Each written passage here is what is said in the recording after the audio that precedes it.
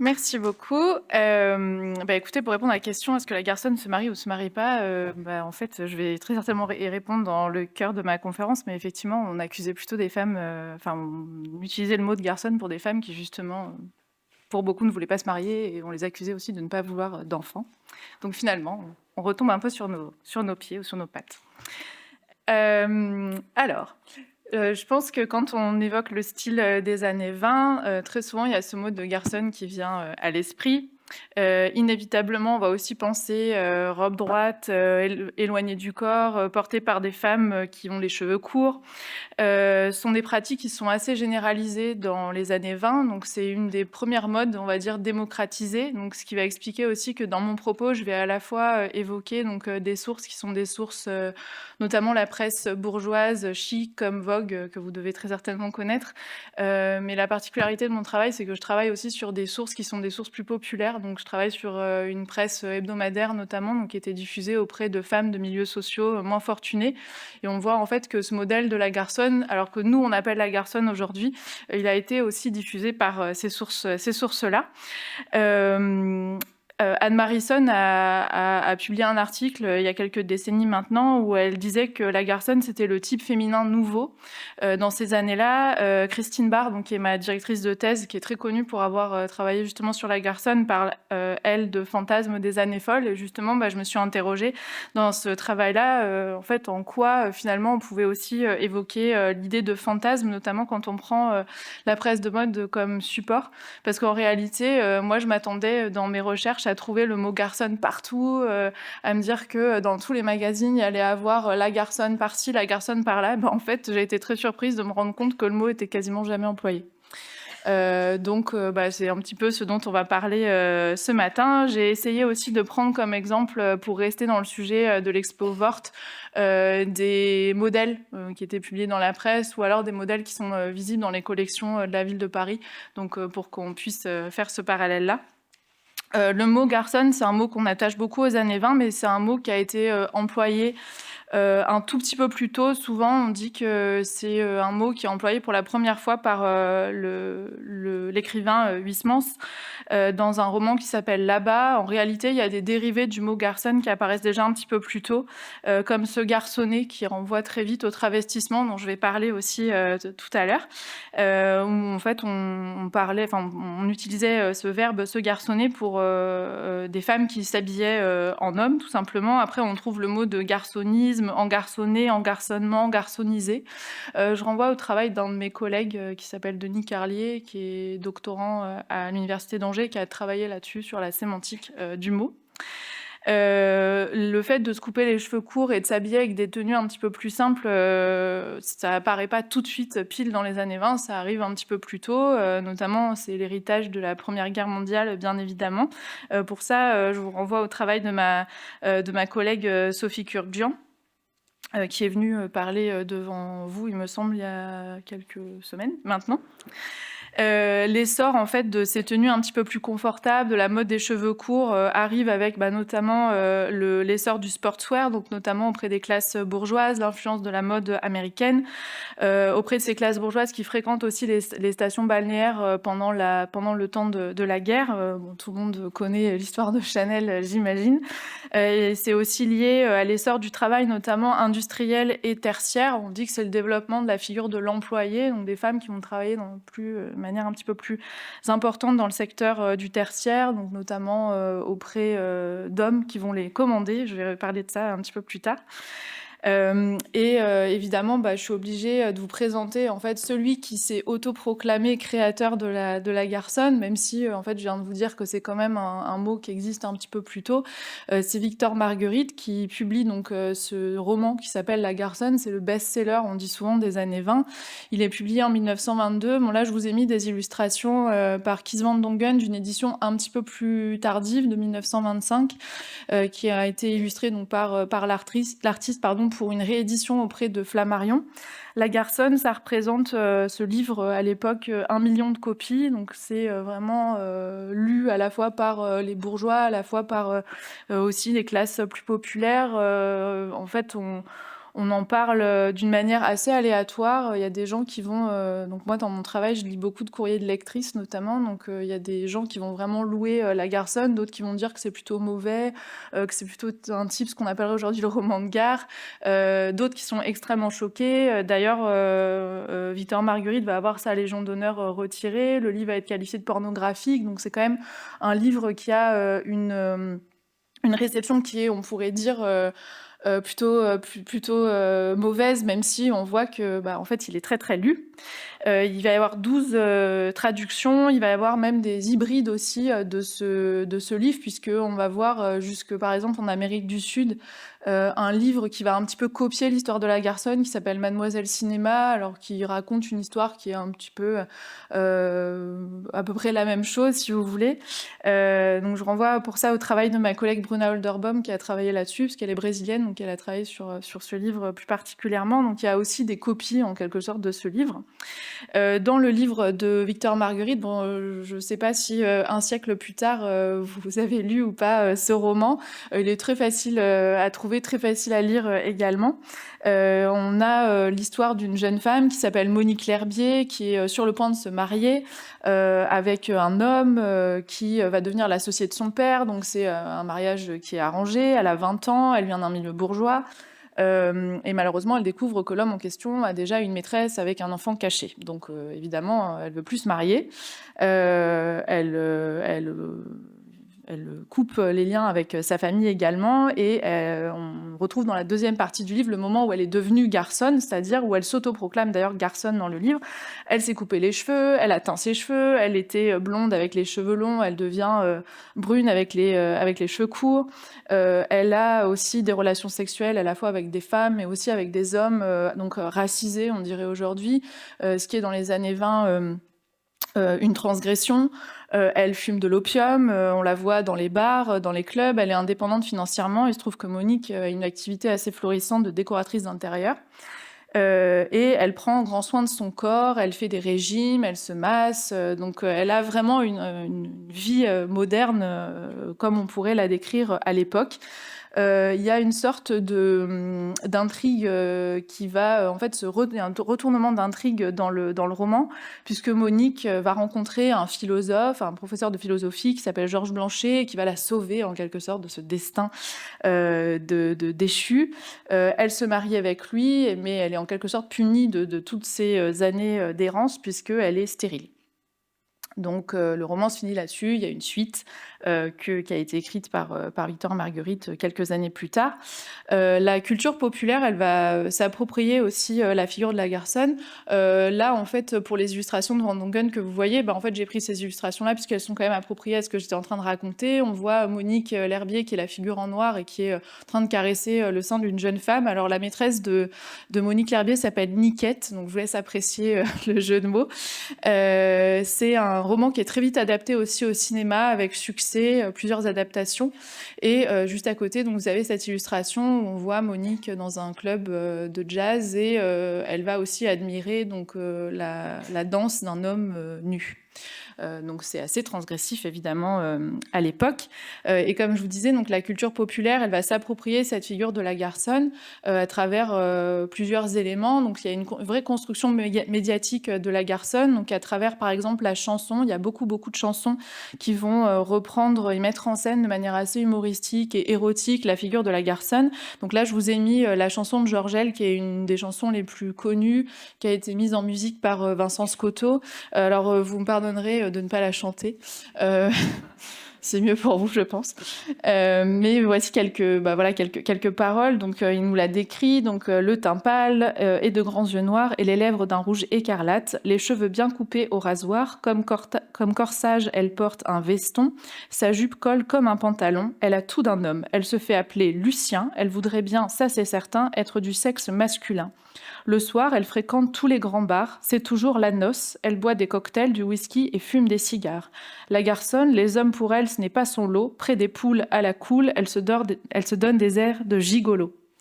Donc, on retrouve les éléments qui façonnent la garçonne à ce moment-là et qui font un petit peu peur aussi à ce moment-là. Donc, on retrouve ça, alors que ce soit dans la presse, dans le roman, dans la chanson, comme vous venez de le voir. Donc, ces femmes qui veulent prendre en quelque sorte des attitudes d'hommes et de fait qui voudraient prendre la place des hommes. Le cinéma crée aussi ces archétypes, avec notamment ici Louise Brooks. Son rôle le plus célèbre, c'est Loulou.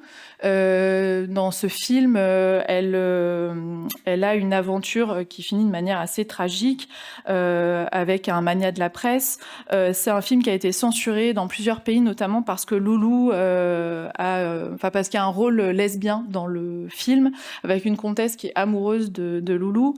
On a aussi donc plusieurs témoignages de cette construction médiatique de la garçonne dans la littérature. Bon, là, j'ai pris un exemple américain avec Francis Scott Fitzgerald, qui, dans un recueil qui s'appelle Flappers and Philosophers, écrit donc une nouvelle, dont je vous ai mis ici la première de couverture, qui s'appelle Bernice Bobs Her Hair. Bernice se coupe les cheveux, donc ça se fait une coupe à la garçonne. Je suis marseillaise, j'adore parler avec les mains. Voilà. Donc c'est une jeune femme, Bernice, qui est invitée chez sa cousine, qui va la manipuler en fait pour qu'elle la trouve un petit peu coincée. Donc la cousine va la manipuler pour qu'elle se coupe les cheveux et au final la coupe est catastrophique et elle est ridiculisée. Et la cousine se venge, je vous spoil, la cousine se venge en allant couper les cheveux de sa cousine la nuit. Voilà. Ne reproduisez pas ça chez vous, c'est pas très sympa. Donc au-delà de ces vecteurs culturels, il y a donc à ce moment-là pas mal de médias auxquels moi je m'intéresse beaucoup. Donc ce sont les magazines et les journaux de mode. Ce paysage journalistique qui va s'élargir, on va trouver des périodiques avec des formats qui vont être de plus en plus originaux, parfois informatifs, divertissants, qui vont inclure aussi des rubriques comme par exemple bien sûr mode, beauté, décoration d'intérieur, des pages culturelles également. Et finalement, donc les nouveautés vestimentaires, elles vont être présentées donc aux femmes dans ces revues, dans ces journaux spécialisés. Ce qu'on trouve le plus souvent, ce qu'on étudie le plus souvent, c'est le format magazine, parce que c'est un format illustré, donc c'est vrai que pour étudier la mode, c'est très pratique. Et comme je vous disais, moi j'étudie des formats qui sont un peu moins illustrés, notamment comme un périodique que vous avez donc en dernière position tout à droite, qui est La Mode du Jour, qui est un périodique, qui est un journal en fait hebdomadaire qui a été publié à partir de 1921. Qui était consacré à la mode et à la beauté, mais aussi un peu à la tenue du foyer, donc qui était plutôt destiné à des femmes de classe populaire et surtout plutôt à des femmes d'un âge un peu plus important, des femmes qui sont déjà mères au foyer, qui ont déjà des enfants, par exemple, ce qu'on trouve, on trouve dans Vogue aussi, dans Femina, mais c'est vrai que c'est davantage dans ces journaux hebdomadaires qu'on va trouver des choses qui vont plus s'adresser à des femmes qui sont femmes au foyer, parfois des femmes aussi qui vont travailler. On va leur expliquer comment concilier en fait ces activités-là.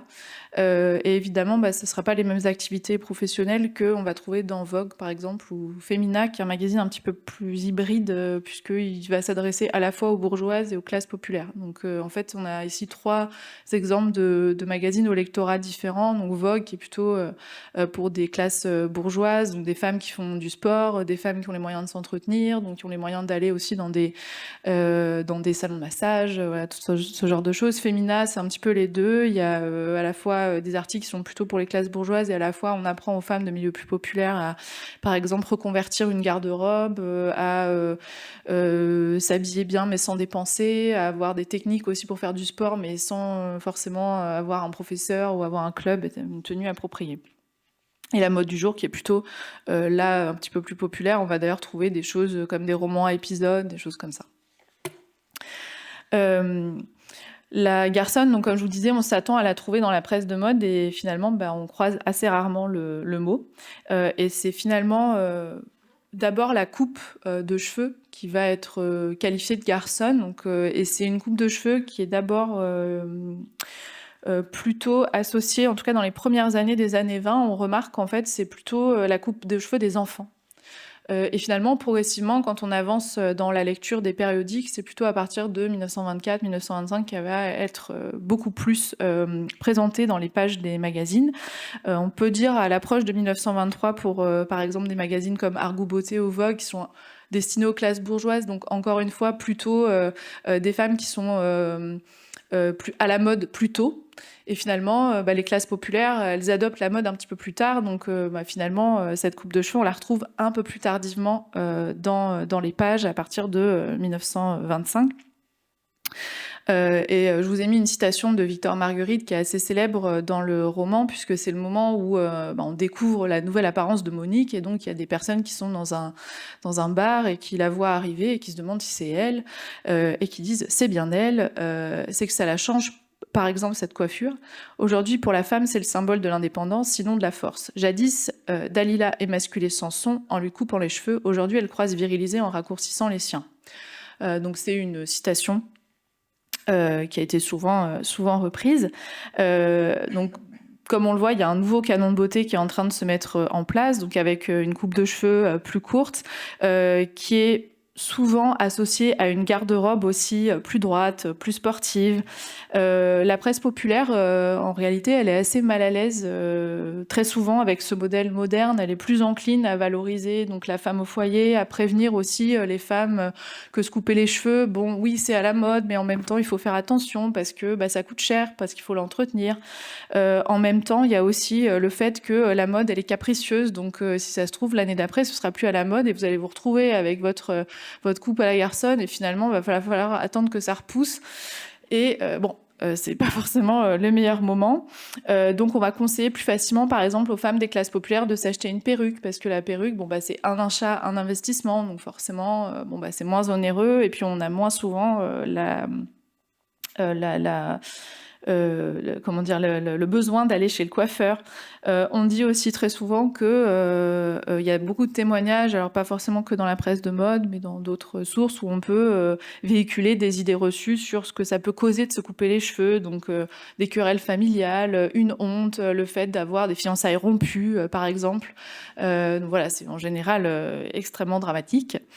Et on va très souvent souligner que c'est acceptable dans la jeunesse, parce que vous êtes jeune, vous faites des erreurs avant de vous marier, mais une fois que vous êtes marié et que vous avez des enfants, il faut quand même éviter de prendre la parure de garçonne en quelque sorte. Et très souvent, ce que j'ai pu remarquer, c'est que on va en parler une fois que c'est soit passé de mode. En général, ça va être périmé, on va dire. Donc en général, on va commencer à la nommer et à en parler à partir de ce moment-là. Donc c'est assez intéressant. Par exemple, dans la mode du jour que je vous ai présenté tout à l'heure, il y a une rédactrice qui va répondre dans un courrier de lectrice et qui va dire la coiffure à la garçonne, ça se fait plus guère. Elle n'était point très saillante du reste. Et je ne sais rien de plus laid que ses cheveux plats et ses nuques rasées.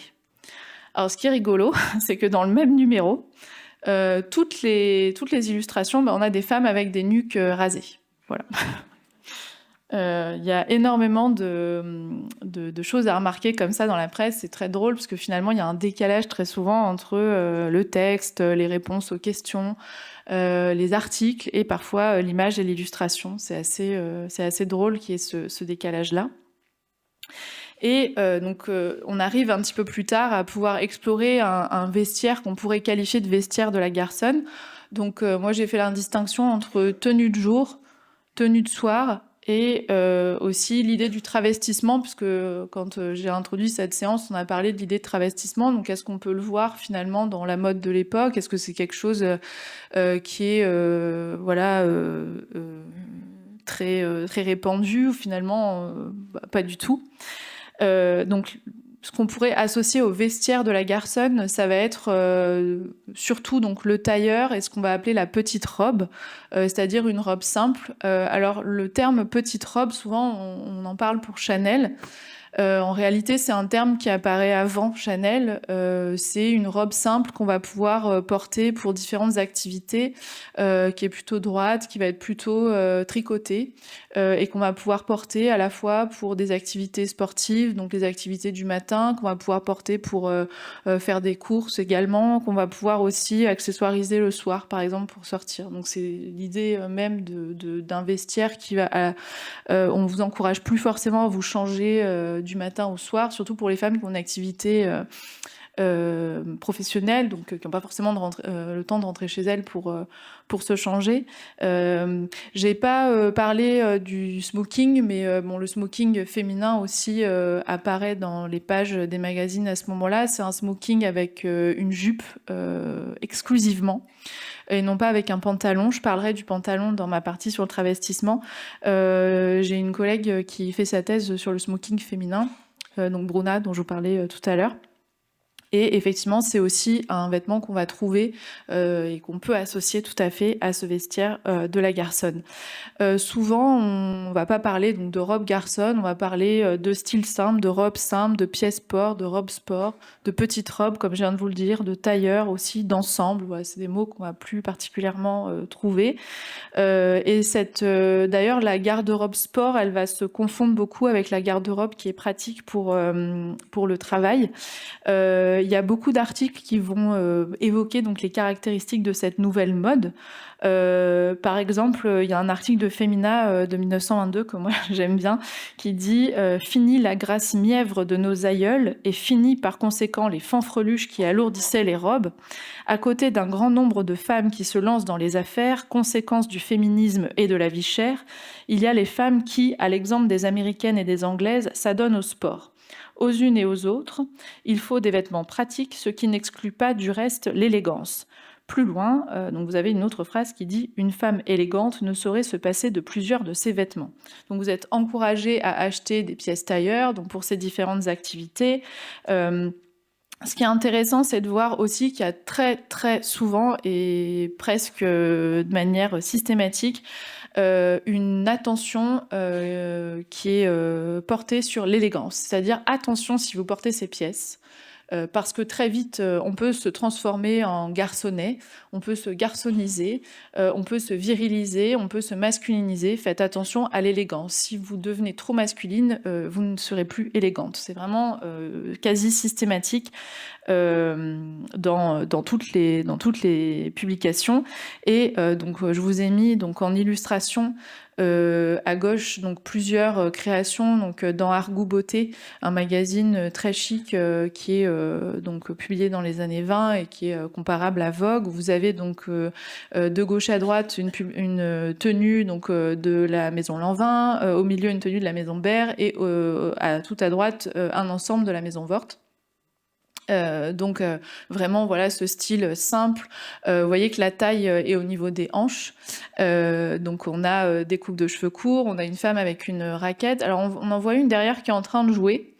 Dans mon travail, j'essaye d'examiner en fait aussi pas mal d'illustrations. Et en fait, c'est vrai que très souvent, on les voit. Alors oui, elles tiennent une canne de golf ou elles tiennent. C'est très souvent le golf ou le tennis, les sports élégants de l'époque. Mais elles sont très, très souvent représentées à côté, soit en train de regarder des hommes jouer. Soit alanguies sur des chaises longues. Elles sont assez peu représentées en train de jouer. Le magazine qui les représente pas mal, c'est le magazine Femina, parce que le magazine Femina, il a été créé par un monsieur qui s'appelle Pierre Lafitte, qui était un cycliste, qui a travaillé dans le journalisme sportif.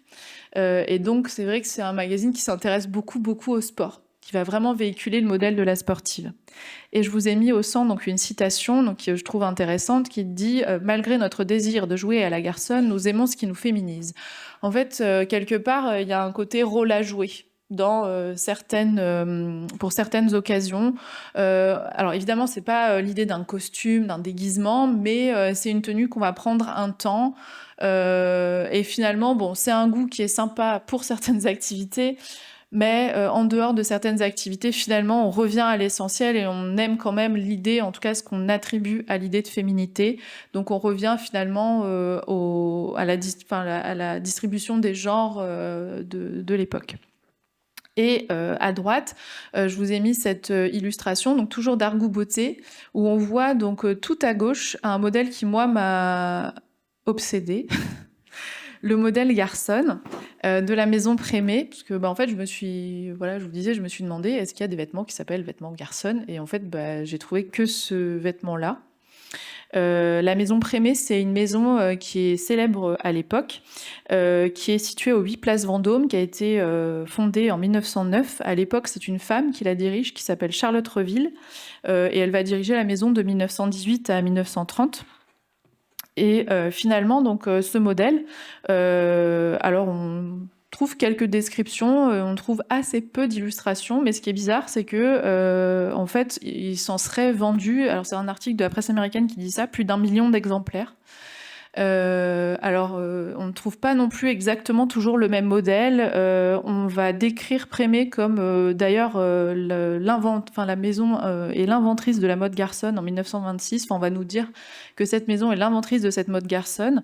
Ce tailleur, cet ensemble sort en 1923-1924. En fait, on n'en trouve quasiment pas ni d'illustration ni de description dans les années dites. On en parle après.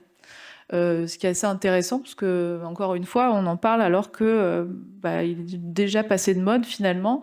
Et vous voyez, malgré notre désir de jouer à la garçonne, nous aimons ce qui nous féminise. On est en 1925, le tailleur a 2 années déjà d'existence et finalement, on nous en parle au moment où finalement il est plus tant à la mode que ça.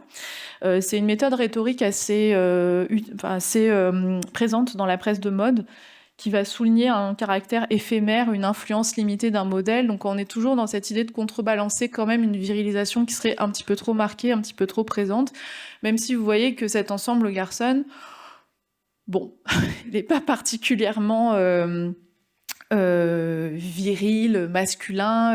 On a effectivement une petite taille basse, on a un chapeau cloche, mais on a quand même un petit nœud, une petite fleur au niveau de la ceinture. Alors il y a d'autres modèles qui sont illustrés où là vraiment ça va être une robe simple avec un manteau. Très simple effectivement, avec des types de poches différents. Donc finalement le modèle garçonne, il y a plusieurs types de modèles garçonne, c'est assez difficile de l'identifier, on peut parler des modèles garçonne. Et je me suis aussi intéressée à la personnalité de la directrice de la maison de l'époque. Donc là, vous avez Charlotte Reville, une photo. Vous voyez que c'est la parfaite garçonne. Elle était connue notamment pour ses cheveux aux couleurs argentées, mauves, très à la mode à l'époque. Elle était amie du coiffeur qui avait mis à la mode d'ailleurs ces couleurs-là, qui s'appelle Antoine, qu'on appelle Antoine de Paris. Et donc à droite, vous avez donc une carte postale qui montre un petit peu les différentes tenues de la maison. Et Charlotte Reville, ce qui est intéressant, c'est que elle a été arrêtée une fois par la police lors d'un bal travesti. Au début des années 30. Donc c'est une femme qui vraisemblablement a un côté un petit peu sulfureux. Alors est-ce que c'est pour ça qu'on en parle assez peu dans la presse? Est-ce que c'est pour ça finalement que on retrouve assez peu le modèle garçonne? On ne sait pas trop, mais en tout cas, est-ce que c'est lié à la personnalité de cette femme? C'est difficile de le dire, mais c'est assez intéressant de rapprocher les deux. Je voulais vous montrer aussi cette illustration qui est conservée au Palais Galliera. C'est une photographie de modèle. Donc on voit une robe de ville et une veste droite. Donc c'est tout à fait adapté à cette nouvelle garde-robe qui est donc pratique pour à la fois des activités sportives, pour le travail aussi comme je le disais. Et justement pour le travail, par exemple Femina en 1928 explique que le travail c'est le dernier sport.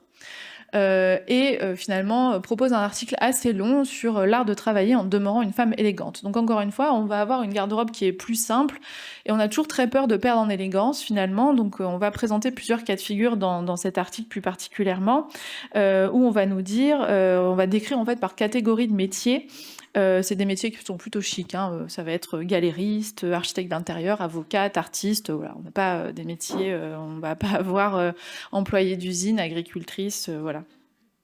Et à chaque fois, on va faire en quelque sorte la garde-robe type que vous devriez avoir, ce que vous devriez porter. Et il y a des citations qui sont assez drôles, où par exemple, on va nous dire qu'une robe trop habillée serait quand même ridicule. Laissez aux fillettes du peuple les chemisettes aux bras nus, les chandails étourdissants, apanage de certaines dactylos.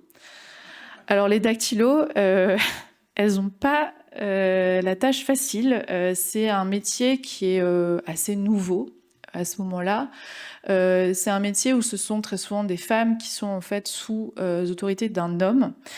Très souvent des femmes assez jeunes aussi. C'est un nouveau métier auquel on se forme. Dans la presse, on trouve d'ailleurs énormément d'annonces pour se former au métier de dactylo. Et c'est un métier très souvent, on va trouver dans la presse des articles qui vont mettre en garde les femmes en leur disant attention à la dactylo de votre mari. Puisque elle s'habille voilà, de manière assez pas dévêtue, mais en tout cas elle s'habille d'une manière trop moderne, elle a des mœurs légères, et c'est vrai que dans la presse, la dactylo, souvent c'est l'archétype de la jeune fille pas très intelligente qui va essayer de draguer son patron. Voilà, on est vraiment dans les clichés. Et donc, on va, par exemple, avoir des... Alors, ça, c'est autre chose, mais vous voyez, là, on a un système d'avant-après dans un article de Vogue. Donc, à gauche, l'apparence austère de cette secrétaire d'il y a 20 ans, découragée plus qu'elle ne donnerait, désolé, c'est un peu loin pour moi, plus qu'elle ne lui donnerait confiance à un patron moderne. En gros, bon, cette tenue-là, tenue type années 1900, bon, c'est dépassé, on n'a plus confiance parce que justement, ça fait austère, ça fait démodé. Et à droite, on a le modèle qu'il faut adopter aujourd'hui. Donc, vous voyez, c'est la collaboratrice de l'homme d'affaires. Là, c'est carrément... voilà, on fait un article sur le fait que les femmes sont sous la coupe de l'autorité d'un homme. Et elles doivent s'habiller de cette façon. C'est-à-dire, vous voyez, il n'y a pas de décolleté. C'est quand même relativement sobre. La jupe n'est pas trop courte non plus, alors qu'on est en 1925. Ça pourrait être bien plus court que ça à l'époque. Mais c'est la tenue qui est conseillée. Elle a une très légère décoration sur le vêtement. Vous voyez, une petite fleur en guise de boutonnière, mais ça reste relativement simple. Et donc ça, c'est une robe c'est un patron de robe, vous voyez, à décliner, qu'on va trouver par exemple, dans ce périodique qui s'appelle La Femme de France, qui est là pour le coup un périodique destiné à des femmes des classes un petit peu plus populaires. Donc vous voyez que c'est assez austère comme vestiaire finalement, mais ce qui est assez intéressant, c'est de voir que la garde-robe en fait chic peut être transposée de manière un peu plus simple dans des publications destinées à des classes populaires. Et là, d'un seul patron, en fait, on peut avoir plusieurs déclinaisons. Donc à la fois, vous voyez qu'on peut avoir pour le même patron la base pour à la fois une robe, alors c'est celle du milieu qui m'intéressait en l'occurrence, donc la robe convient à merveille pour les courses du matin ou pour les heures de bureau pour celles qui travaillent, et à la fois celle qui est tout en haut à droite pourrait plus correspondre à une robe du soir. Mais encore une fois, bon, relativement simple. Après, ce qui va faire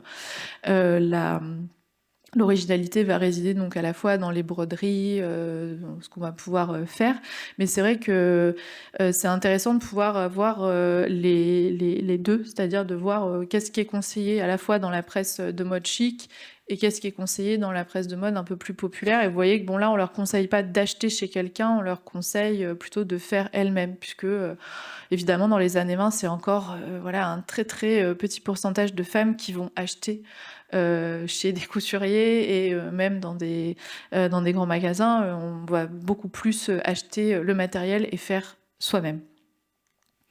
Et je vous parlais de la dactylo tout à l'heure. Donc vous avez à gauche ce modèle de Paul Poiret qui s'appelle Dactylo, qui est quand même assez peu adapté au travail. Bon. Bon. Même si bon, ça reste alors c'est le modèle qui est tout à droite, hein, mais ça reste bon un modèle. Vous voyez, la jupe elle est assez courte, c'est quand même assez chic, et c'est mis en parallèle avec une robe du soir de chez Deuillet. Et au milieu, donc vous avez, je vous ai mis en fait cette illustration et ce petit passage d'un roman, enfin d'une petite nouvelle qui était publiée dans Femmes de France, qui s'appelle La robe magique. Alors c'est l'histoire d'un homme qui est invité à une réception et il se trouve que malheureusement la femme qui devait l'accompagner lui fait faux bond et il regarde sa dactylo et il se dit bon bah je vais l'inviter. Et et elle lui dit mais enfin non, j'ai pas de quoi, enfin j'ai vraiment pas de quoi m'habiller, je vais avoir l'air idiote, pourquoi m'inviter? Et il l'amène chez un de ses amis qui est en l'occurrence un grand couturier et finalement donc elle revêt la robe et donc au moment où il va la chercher, il est bien sûr ébahi par sa beauté et elle a changé d'attitude, c'est-à-dire que la robe a fait son œuvre. Et donc au milieu, vous pourrez lire donc la première phrase qu'elle prononce. La jeune fille ne lui laissa pas le temps de chercher une phrase. Bonsoir, cher monsieur, lança-t-elle d'une voix brève, autoritaire, d'une voix que jamais il ne lui avait connue. Voulez-vous que nous partions? J'ai gardé ma voiture. Déjà, elle tournait les talons. Il se hâta de la suivre. Donc là, il y a un rapport qui va s'inverser, puisque en fait, d'une jeune femme un peu voilà, qui était présentée, je vous ai pas mis l'intégralité du texte, mais qui était présentée d'une manière un peu un peu idiote, on peut le dire, un peu sous la coupe de son patron. Finalement, on a un rapport de force qui s'inverse, puisque désormais, bah, c'est lui qui en fait va la suivre et puis qui va se retrouver à la réception avec tout le monde qui va regarder cette jeune femme et ne plus avoir trop d'intérêt pour lui. Donc c'est assez intéressant. Et donc ça, c'est bon, c'est une caricature. Je travaille pas sur les caricatures, mais je trouve qu'elles sont toujours très drôles. Donc là, on retrouve encore cette caricature de la dactylo. Donc pendant que le patron est à la montagne, la dactylo, elle aussi, fait sa cure d'air. Voilà, c'est très souvent des choses qu'on va trouver avec ces jeunes filles qui sont montrées voilà, de manière assez légère. Alors bien évidemment, ce sont des stéréotypes qui sont véhiculés avec voilà, cette peur, comme je vous disais, de la dactylo voleuse de mari, puisqu'en fait la dactylo, souvent, bah, c'est une femme jeune qui n'est pas mariée. Puisque très souvent, à ce moment-là, les femmes vont arrêter leur activité au moment où elles se marient et où elles ont des enfants. Donc souvent, elles peuvent représenter un danger. Alors pour le soir, on va voir que la simplicité de la journée va être compensée donc par des robes qui vont être décolletées, qui vont être adaptées à des loisirs en vogue, notamment avec la danse. Donc là, j'ai pris voilà, cette illustration d'un modèle de Vort qui est adapté vraiment, vous voyez, on voit derrière une table avec une femme qui est en train de fumer. Donc c'est adapté aux sorties à la mode de l'époque, puisque à ce moment-là, les lieux de sociabilité sont vraiment ouverts aux femmes. Alors je parle plutôt des classes bourgeoises. On sort, on va danser le Charleston, on va danser le foxtrot. Monique L'Herbier, l'héroïne de Marguerite, elle est d'ailleurs souvent dépeinte dans des cabarets, des bars à la mode. Et cette simplicité, en fait, elle est toujours de mise dans la presse de mode pour les tenues du soir, notamment quand on s'adresse aux femmes de classe plus modeste, parce que les loisirs sont pas les mêmes. Elles vont pas forcément aller dans des grandes sorties à l'opéra, elles vont plutôt aller dans des théâtres assez populaires, elles vont aller au cinéma, donc on va leur conseiller plutôt un vestiaire un peu plus simple. On va leur dire assez vite qu'elles vont être ridicules si elles portent des robes trop décolletées. Je me souviens plus si j'ai mis un exemple, non pas forcément, mais là je voulais quand même illustrer avec un modèle. Donc vous voyez cette très belle robe de la maison Vort qui est brodée, qui répond à une ligne assez simple finalement. Alors le court n'est de mise que pour, en général, que pour la journée, un peu moins pour le soir. On a des robes un petit peu plus longues pour le soir, mais pas forcément, puisque la robe courte, elle est plus pratique pour danser. Alors quand on parle de robe courte, c'est au niveau du genou, on n'est pas encore à la mini-jupe, bien évidemment. Et autre exemple, cette robe qui est conservée au musée Galliera, qui montre aussi un répertoire lié à l'art déco. Vous voyez, des formes stylisées, orientalisantes aussi, avec ce modèle de 1925, en tout cas autour de 1925, 1925 étant une date très importante pour la diffusion de cette mode art déco, notamment en lien avec l'exposition internationale des arts décoratifs qui se déroule à ce moment-là. Et donc voilà un article de la mode du jour avec là donc c'est une publication qui est plutôt pour des femmes de milieu un peu plus modeste où on va leur dire bon, naturellement ces robettes du soir sont sans prétention et non pas de grand soir, par conséquent pas de grand décolleté impressionnant ni de traîne, ce serait ridicule, mais seulement une gentille toilette à bras nus et gorge modestement indiquée. Donc encore une fois, jamais trop. Le jamais trop, il est vrai pour toutes les femmes à l'époque, mais bien plus pour les femmes des milieux populaires, au risque, encore une fois, d'être ridicules. Alors, le travestissement, qu'en est-il? Puisqu'on a commencé par la chanson de Georgel. En fait, on est très loin de l'idée du travestissement, de la femme en pantalon telle qu'elle était décrite par Georgel dans la chanson. Donc les pantalons, ils sont relativement rares. Bon là, vous avez quelques exemples. On les limite à certaines activités sportives et surtout aux pyjamas. Alors c'est des pyjamas très chics. C'est plutôt des pyjamas d'intérieur qui sont portables aussi. On a le pyjama de plage, bien évidemment, qui est lui donc lié au vestiaire sportswear, donc porté par les femmes chics dans les stations balnéaires. La presse de mode, elle n'encourage pas du tout à la transgression du vestiaire, bien au contraire, elle va plutôt diffuser des valeurs qui sont plutôt traditionnelles. Et comme je vous disais, c'est encore plus vrai dans la presse plus modeste. Bon là, on a cette citation de Vogue qui va avec cet article qui nous dit « Ce vêtement, donc le pyjama, est devenu indispensable au point que même à l'heure du lunch, quelques jeunes femmes peu soucieuses de la tradition conservent ces culottes amusantes et reçoivent leurs intimes aussi originellement vêtues. » Donc il y a un côté amusant, presque pas ridicule, mais on est quand même dans l'acceptation de ce vestiaire-là parce que c'est des jeunes filles. Vous voyez que c'est jeunes filles peu soucieuses de la tradition, et c'est souvent souligné. En fait, cette idée-là, la garçonne, c'est une figure qui va aussi cristalliser ce conflit générationnel qui est assez important dans les années 20 avec cette génération issue de la guerre qui finalement adopte des attitudes nouvelles. Et j'en reparlerai un tout petit peu plus tard. Et donc ça, c'est une illustration, c'est une photographie qui présente donc deux modèles. C'est des modèles, vous voyez, de pyjama de plage, hein, d'ensemble balnéaire, qui s'appelle Régate et Voilier. Donc c'est une photographie en studio, vous voyez, sur un faux bastingage, merci, de bateau. J'ai pas pris le bateau depuis longtemps.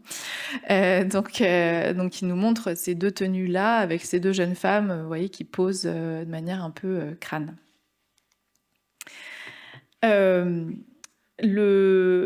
passer par le travestissement, en fait, on a déjà quand même quelque chose d'assez transgressif dans la nouvelle mode de l'époque, notamment parce que cette nouvelle mode, elle va forcer à adopter une nouvelle silhouette. Puisque si on découvre les chevilles, si on découvre les bras, si on découvre la nuque, il va falloir en passer par pas mal de choses, notamment par des régimes, par également donc l'adoption d'une nouvelle lingerie. Alors moi, j'ai appelé ça le façonnage du corps de mode, puisque c'est l'idée en fait de créer à chaque époque un corps de mode, un corps à la mode et une nouvelle silhouette. C'est nouveau diktat en fait d'être mince, d'avoir la peau saine. De se couper les cheveux, ils vont nécessiter pas mal d'efforts, voire une certaine souffrance, on peut le dire. Il y a beaucoup de conseils nutritionnels, évidemment, des annonces pour des appareils de beauté aussi.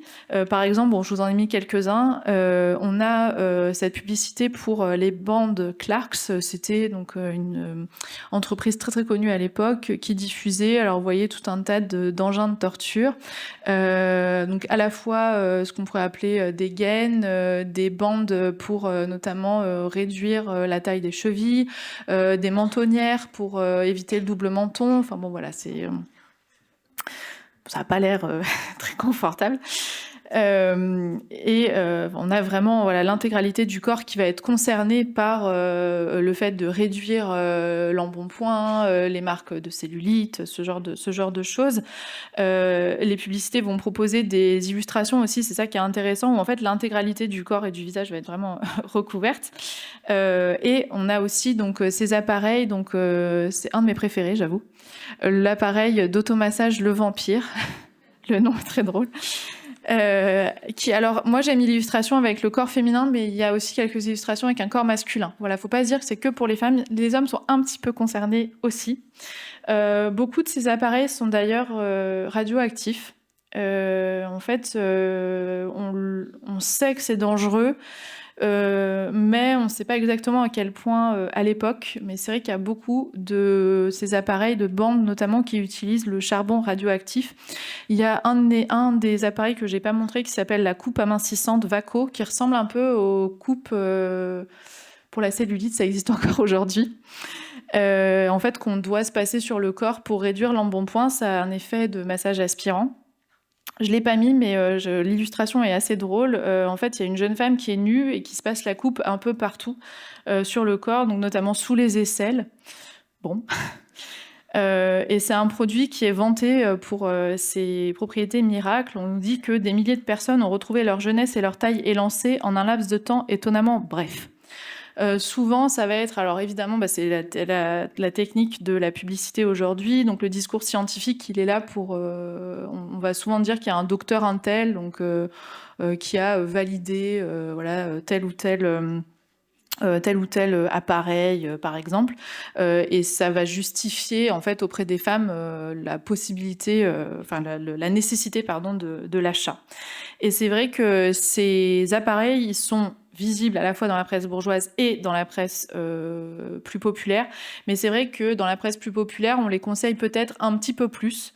Parce que quand on est une femme de milieu bourgeois, on va vous dire, voilà, vous faites du sport, vous allez vous faire masser. Donc c'est plus simple puisque vous avez l'argent pour le faire. Vous avez pour la plupart aussi pas forcément d'activité professionnelle. Alors que pour les femmes de milieu plus populaire, forcément, on va leur expliquer comment faire, par exemple, des exercices physiques tout en faisant le ménage, par exemple. Voilà, ou des rubriques où on va leur dire comment vous pouvez garder de belles mains ou de beaux pieds malgré voilà, le fait d'avoir 3 enfants et de faire des tâches ménagères. On va leur conseiller aussi des méthodes, alors bon, que je qualifierais de douteuses. Par exemple, j'ai lu dans un féminin qu'il fallait se frictionner avec de l'eau froide. Bon, pourquoi pas, mais boire de la bière pour maigrir, je ne sais pas. Je n'ai pas essayé. J'aurais dit que c'était plutôt le contraire, mais... et on va aussi conseiller pas mal de coupes-fins, des pilules, des choses comme ça. Et dans certaines publicités pour les coupes-fins, on va vous dire par exemple que ça économise un repas. Voilà. Donc c'est comment en quelque sorte pouvoir concilier cette mode avec donc un porte-monnaie un peu plus léger, on peut dire. Et très souvent d'ailleurs on va presque moquer, on peut d'ailleurs aussi moquer un petit peu cette quête de l'extrême minceur, je vous montrerai après. Je voulais faire quand même un petit aparté sur le corset, parce que je pense que vous avez déjà entendu qu'il n'y a plus de corset dans les années 20. Alors en fait, c'est juste qu'on change de vocabulaire. C'est vrai que, vous voyez là, je vous ai mis un article qui s'appelle Le corset moderne, qui est en fait un faux article, puisque c'est une pub. Et effectivement, c'est vrai que c'est le nom de gaine qu'on va utiliser, ou ceinture. En fait, c'est à peu près la même chose. La forme va pouvoir changer, mais en réalité, la corsetterie, c'est un corps de métier qui est encore à ce moment-là très important, assez puissant. D'ailleurs, on va essayer, autant que faire se peut, de garder les ouvrières dans les maisons de corsetterie, parce qu'elles ont tendance à vouloir partir, à monter leurs propres affaires. Donc on essaye un maximum de leur offrir certains privilèges avec des bourses, des concours, des choses comme ça. Ça marche pas forcément, mais ça reste encore un corps de métier extrêmement important. La lingerie, ça fait partie des pages, enfin les pages lingerie, ça fait partie des pages les plus importantes dans la presse. La lingerie, c'est obligatoire, en fait, que ce soit pour les classes populaires ou les classes chics.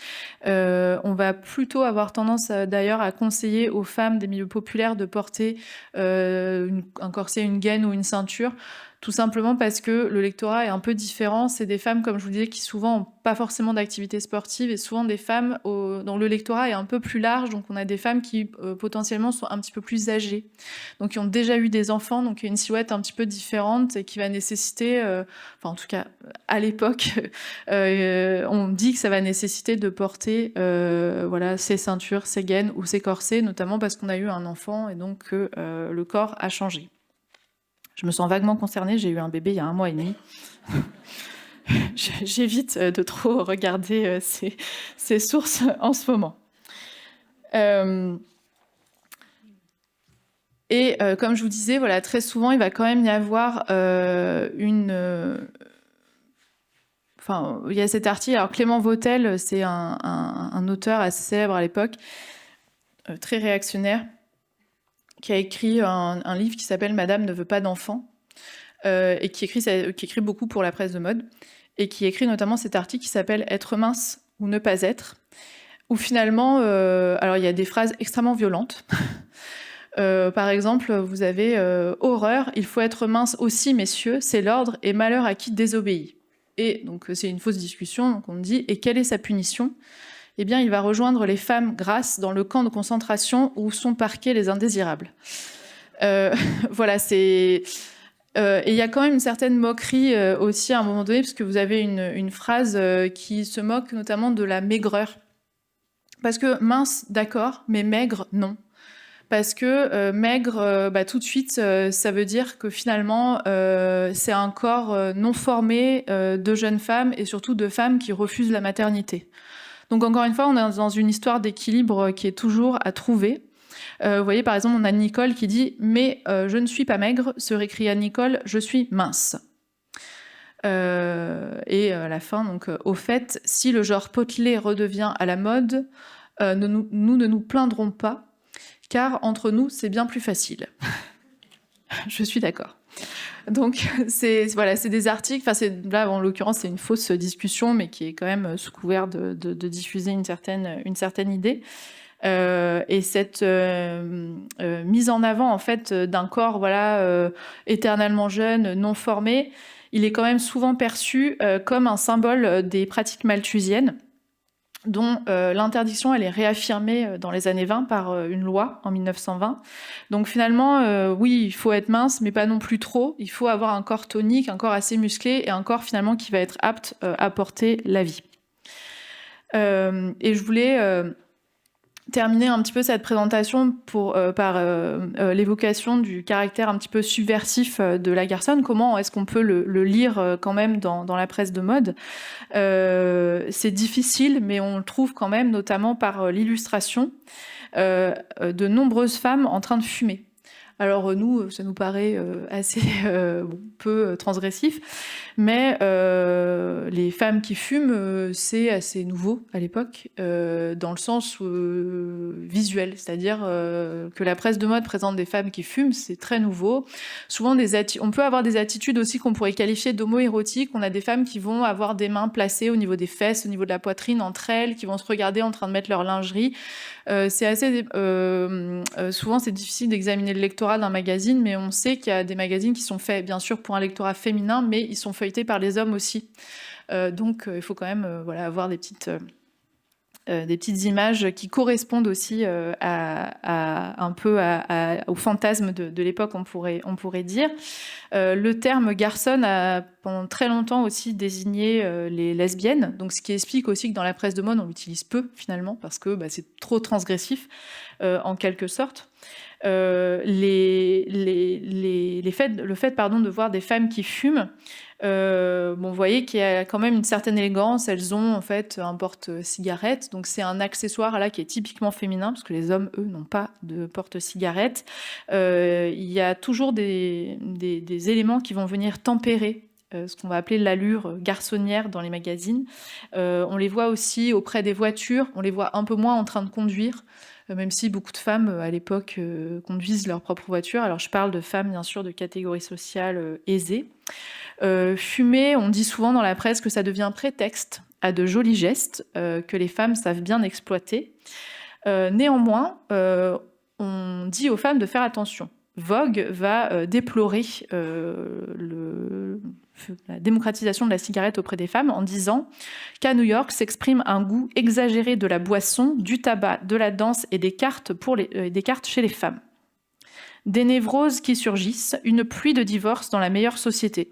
En gros, si vous fumez, si vous buvez, vous allez divorcer. Voilà. Donc il y a très souvent des choses comme ça. Et c'est vrai que la presse de mode plus populaire, elle est encore plus, on va dire, agressive envers ce modèle transgressif.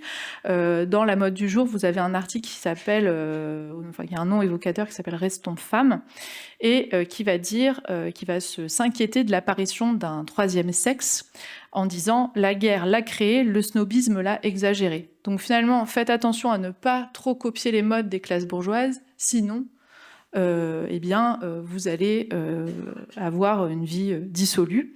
Alors j'ai mis à côté une caricature de Fantasio. Alors je ne sais pas si vous arrivez à lire sur l'écran, mais il y a quelques petites citations, notamment « Les grincheuses ont toujours fumé ». Alors c'est en lien avec une loi qui permet aux femmes de fumer sur le lieu de travail à partir de 1928. Donc l'article nous dit, la petite page nous dit « Les grincheuses ont toujours fumé, la dactylo ne se gênera plus pour en griller une ». La dactylo est toujours là. Et elles auront un prétexte de plus pour nous allumer. Donc voilà, il y a un lien avec la séduction, bien évidemment, et avec un geste aussi érotique de tirer sur la cigarette. Je n'en dirai pas plus. Donc les titres qui vont s'adresser aux classes populaires, ils ont conscience que ce modèle de féminité est véhiculé par des classes un petit peu plus aisées. Et on va plutôt insister justement sur le fait de faire attention. On va dire par exemple dans un des magazines, dans la mode du jour, qu'il ne faut pas sacrifier à la mode, parce que justement on peut malheureusement se retrouver un petit peu perdu, et c'est pour ça que dans les magazines un peu plus populaires on va trouver des choses pour contrebalancer, avec beaucoup plus de tenues pour les grands moments de la vie religieuse, les baptêmes, les communions, plus que pour des événements mondains finalement. Alors je vais conclure ici.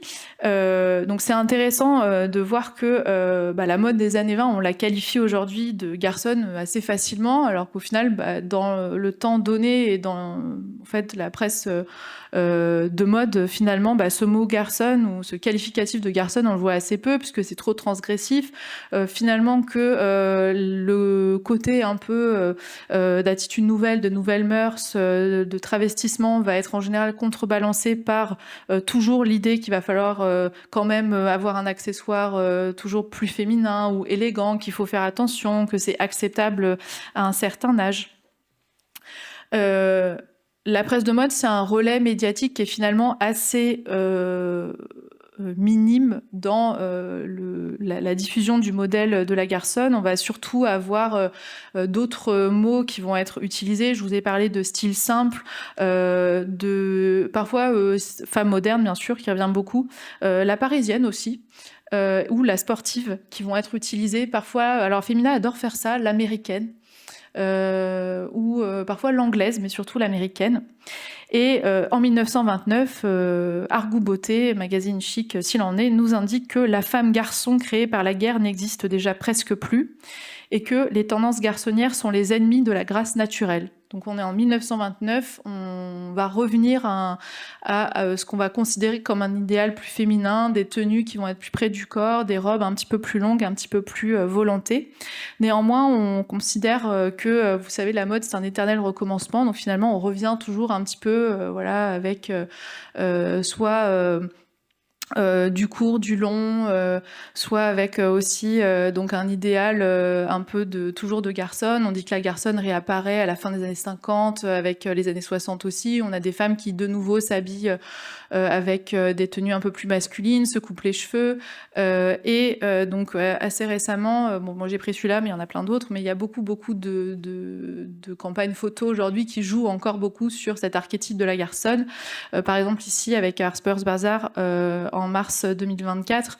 Vous voyez, on retrouve l'attitude virile, les mains dans les poches, la casquette. Voilà, on va retrouver ces modèles-là qui ont fait en quelque sorte un peu qui ont créé cette définition du modèle de la garçonne. Je vous remercie de m'avoir écouté et voilà, vous pouvez me poser des questions.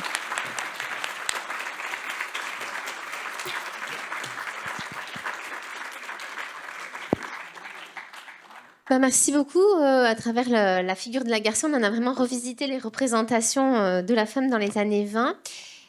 Merci infiniment. Et la parole est à la salle pour des questions.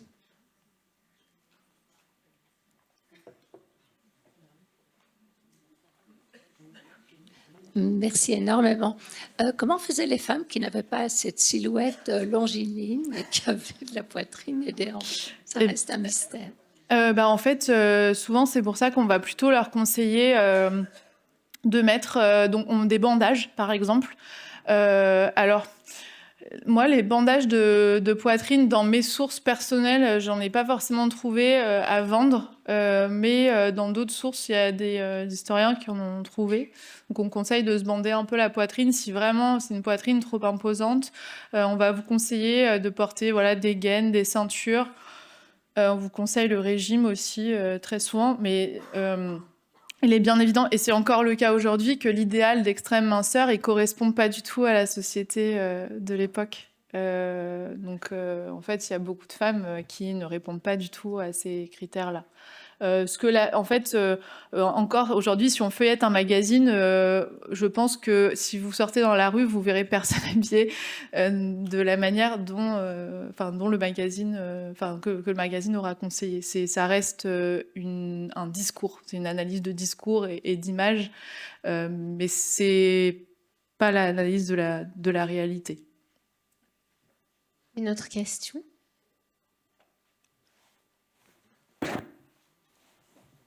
Merci beaucoup pour votre intervention. Je ne sais pas si vous avez pu avoir des statistiques, s'il y avait des femmes obèses ou énormes avec, je serais tentée de dire, des hanches très volumineuses et la culotte de cheval, par exemple. Alors, bien évidemment. Bien évidemment, mais ça, alors on peut le voir à travers, par exemple, la photo à l'époque, si on travaille sur les photos de famille, par exemple, ou plein d'autres sources aussi, hein, sur la photographie, mais c'est vrai que moi j'analyse la presse de mode, donc c'est vraiment pas du tout une illustration que je vais avoir, bien sûr, que ce soit par l'illustration ou par la photographie, qui est encore assez rare à cette époque-là. Mais il y a dans les courriers de lectrices, par exemple, des femmes qui disent « Mais moi, j'ai eu, 3 enfants, j'arrive pas à maigrir, comment je fais j'ai essayé de m'affamer, ça ne marche pas. » Enfin, vraiment, c'est bien sûr. Alors, il y a après des exercices qui sont proposés pour réduire, ce soit l'embonpoint, la taille du ventre, la culotte de cheval, on en parle aussi. Et souvent, ça va être plutôt une gaine qu'on va conseiller. Mais moi, dans l'illustration de mes sources, bien sûr, j'en ai pas. Une autre question? Juste pour revenir pour la poitrine, j'avais lu un article comme quoi les femmes avaient gagné énormément en taille de poitrine au cours du XXe siècle. Voilà. Mais sinon, j'avais des questions. C'était concernant les coiffeurs, justement. Vous disiez qu'on allait chez le coiffeur. Ouais. Est-ce qu'il y a eu une explosion du nombre de coiffeurs? Oui. Et est-ce que c'est un phénomène uniquement Urbain. grande ville Paris, ou est-ce qu'il y avait des garçons en province? Non, il y a des garçons en province. L'explosion du nombre de coiffeurs, c'est plutôt en milieu urbain, mais c'est vrai que, comme vous dites, on constate qu'il y a de plus en plus de coiffeurs à l'époque, de plus en plus de formations de coiffure aussi qui sont proposées. Mais la garçonne, c'est ça qui est intéressant, c'est que c'est une mode qui a traversé en fait à la fois les classes sociales, puisque vous voyez que on en trouve aussi dans la presse populaire des garçonnes, même si on les appelle pas forcément comme ça, mais on en trouve quand même. C'est un phénomène qui est pas uniquement urbain, puisqu'on en trouve aussi dans les campagnes. Ma directrice de thèse utilise très souvent la photo de sa grand-mère, qui était modiste. Alors bon, forcément, il y a un lien avec la mode. Moi, j'ai une photo de mon arrière-grand-mère aussi, où elle est très jeune à l'époque. Alors, on est vraiment dans un milieu rural très profond. où elle a des cheveux. Alors, elle s'est pas coupé les cheveux, mais elle a fait un chignon dans un studio qui reproduit en fait la coupe garçonne. Parce que, en fait, à ce moment-là, on a plus accès à la presse, à des illustrations, à des catalogues aussi de vente. Alors même si on n'achète pas forcément, on peut avoir accès à ces représentations-là. Et donc, il y a des femmes de milieux ruraux, même campagnards, qui vont, quand elles sont jeunes, encore une fois, parfois adopter cette mode. Il y a beaucoup de témoignages aussi dans des lettres ou des choses comme ça, ou dans les journaux, de personnes qui disent, voilà, je me suis coupé les cheveux, j'habite en campagne, j'ai été rejetée par ma famille. Le problème des courriers de lecteurs et de lectrices à cette époque-là, c'est qu'on ne sait jamais si c'est vrai ou pas. Donc, bon, on part du principe que ça vient d'une personne, mais on a aussi très souvent des rédacteurs, rédactrices professionnelles qui écrivent ces courriers de lectrices ou ces réponses, ces fausses réponses, pour véhiculer certaines idées. Donc c'est difficile de... Mais non, c'est en rien une mode qui est simplement urbaine et liée aux classes bourgeoises. Moi, j'ai une question sur la sortie du pantalon dans la rue. En fait, C'est assez tard. Hein. Oui, c'est tard. Hein. C'est plutôt années 60 dans le milieu urbain et encore milieu urbain plutôt chic et jeune. Encore une fois, mes grands-mères de milieux ruraux très profonds n'ont jamais porté le pantalon et pourtant elles ont vécu les années 60. Établissement scolaire, Oui, voilà, ça a été interdit dans les établissements scolaires. Voilà. Donc ça reste un phénomène de femmes plutôt jeunes à la mode ou de femmes peut-être qui avaient l'envie, en tout cas, de transgresser certaines choses, mais c'est pas non plus un phénomène souvent. Enfin, la mode dans le magazine et la mode dans la rue, il y a un fort décalage. J'aurais une question. Vous avez utilisé tout à l'heure le mot de flappers. Oui. Je ne sais pas trop le sens. C'est le mot qu'on utilise plutôt aux États-Unis. En France, on va utiliser garçon et puis flapper. Voilà, il y a le mot garçon est souvent utilisé ou traduit. Par exemple, les Italiens et les Espagnols vont utiliser le mot garçona, qui est la transcription littérale. Mais voilà, on peut mettre aussi entre guillemets le mot garçon. Voilà. Et donc, c'est un phénomène occidental, européen. Alors, c'est pas qu'un phénomène occidental ou européen, parce qu'on voit en fait que c'est un modèle qui s'est exporté. Notamment, je parlais du Brésil tout à l'heure. Donc, après, le Brésil ou l'Amérique du Sud, à ce moment-là, il y a des femmes de milieux très fortunés, de milieux bourgeois, qui adoptent cette mode et qui, petit à petit, va se diffuser dans la culture populaire. Donc, voilà, à travers le roman, par exemple. Mais on a aussi des témoignages. Voilà, il y a des chercheurs qui ont pas mal travaillé là-dessus, donc Pierre-Jean Desommery notamment, qui a travaillé sur la garçonne en Algérie, en Égypte aussi. Donc on trouve aussi on peut dire que ça a été, alors dans le milieu occidental, mais aussi quand même en milieu, alors on peut dire parfois colonial, bien sûr. Ça s'exporte par des revues qui sont souvent des revues de mode parisiennes, mais aussi par la culture populaire, donc par le théâtre, par le cinéma, voilà. Donc c'est pas uniquement occidental, il y a des femmes, voilà, des Égyptiennes, des Algériennes et d'autres, des Turcs aussi, qui ont adopté cette mode.